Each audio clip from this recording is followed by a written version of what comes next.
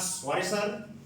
और आज मैं आप लोग को बताने जा रहा हूं सीपीयू के सभी कंपोनेंट्स के बारे में।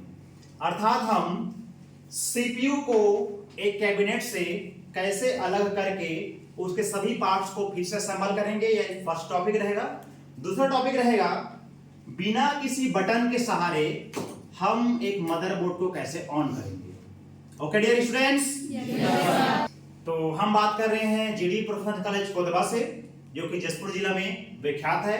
और आज हमारा क्लास है सैटरडे स्पेशल क्लास, जिसमें सभी बच्चे आज कुछ नया सीखने के लिए हमारे पास उपस्थित हुए हैं। तो जैसे कि आप लोग देख पा रहे हैं, सभी बच्चे यहाँ पर सैटरडे स्पेशल क्लास में उपस्थित हैं। सभी को दिखाइए।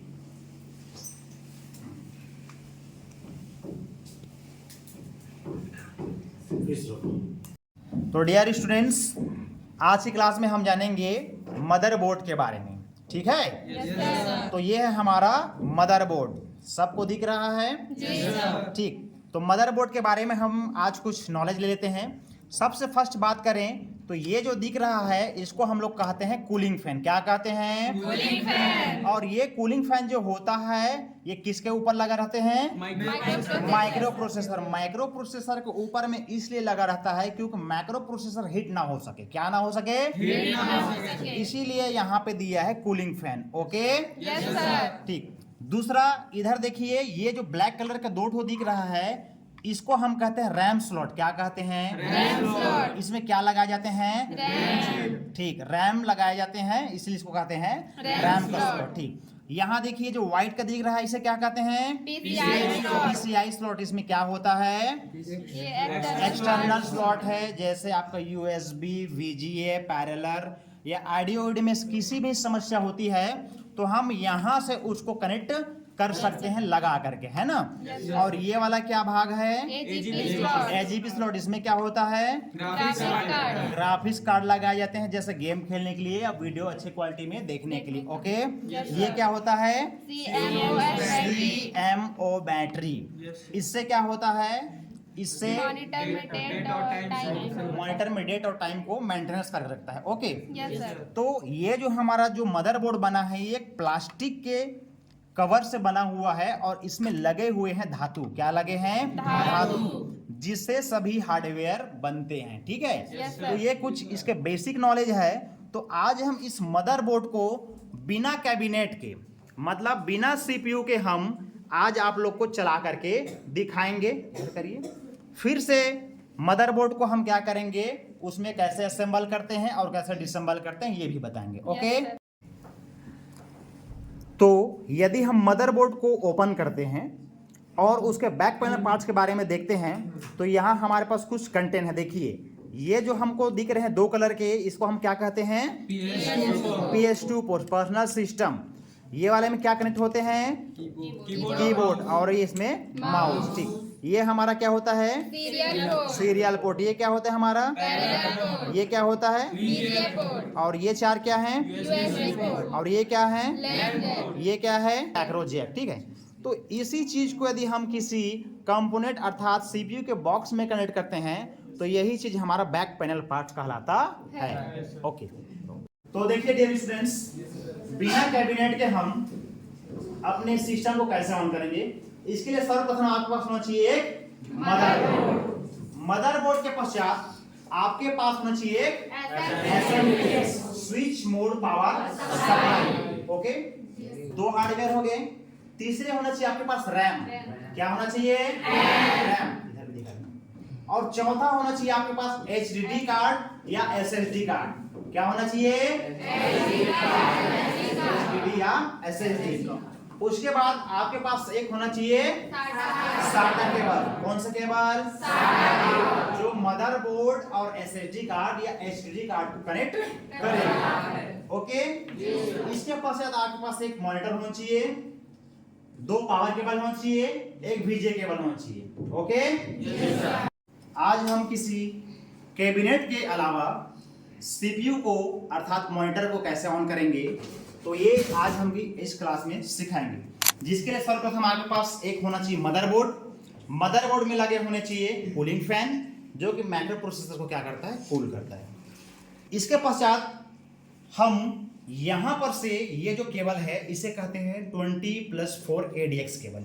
इसको मदरबोर्ड से कनेक्ट करते हैं। जैसे ही मदरबोर्ड से कनेक्ट करते हैं तो SMPS से लाइट मदरबोर्ड के सभी भाग में सप्लाई होते हैं। देखिए इसको कैसे लगाते हैं, इस तरह से इसको कनेक्ट कर देते हैं और ऐसे ड्रैग करते हैं।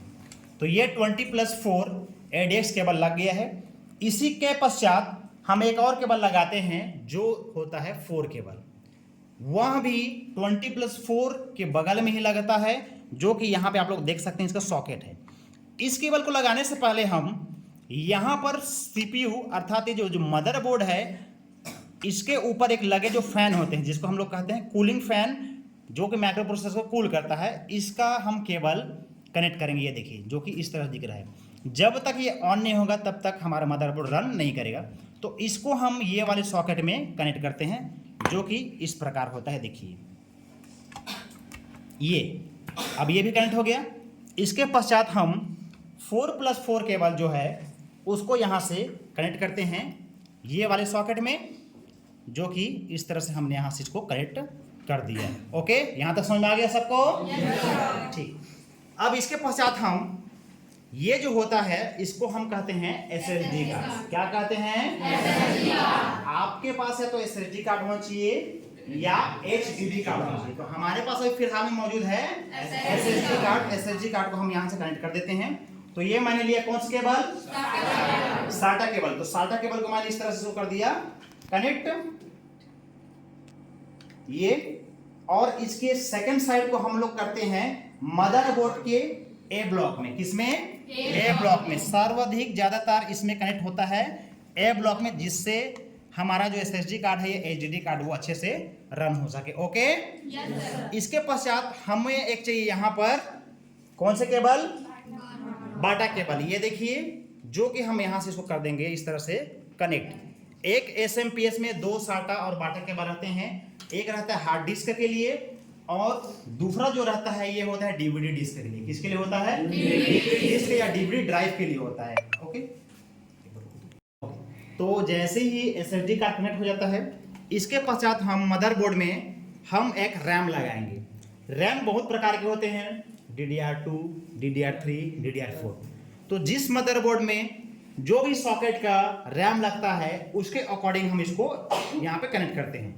तो यहाँ से मैंने रैम को पकड़ा, ये देखिए, और ये मैंने इस तरह से कनेक्ट कर दिया। अब देखिए जैसे मैं इसको पुश कर रहा हूँ ये अंदर नहीं जा रहा है, इसका मतलब रैम हम उल्टा लगा रहे हैं। ठीक है, तो अब मैं रैम को इस तरह से टर्न आउट करता हूँ। अब मैंने यहाँ से फिर से इस सॉकेट में इस तरह से ड्रैग किया। जैसे मैंने ड्रैग किया दोस्तों देखिए जो साइड में लेफ्ट और राइट में जो इसका लॉक बटन है वो ऑटोमेटिकली वो एक दूसरे से कनेक्ट हो चुके हैं। ओके, यहाँ पर जो सॉकेट है देखिए USB यूनिवर्सल सीरियल बस के जो 4 सॉकेट होते हैं यहाँ पर हम कीबोर्ड और माउस कनेक्ट करते हैं। तो फिलहाल मैं यहाँ से अभी एक कीबोर्ड यहाँ से कनेक्ट इसमें कर देता हूँ जो कि डिस्प्ले में हमारा शो होगा। ये मैंने इसको कनेक्ट कर दिया और ये मैंने इसको नीचे रख दिया। ठीक है, तो फाइनली अब हम बिना बॉक्स के देखिए अर्थात क्या बोलते हैं इसको, बिना किसी कैबिनेट के हम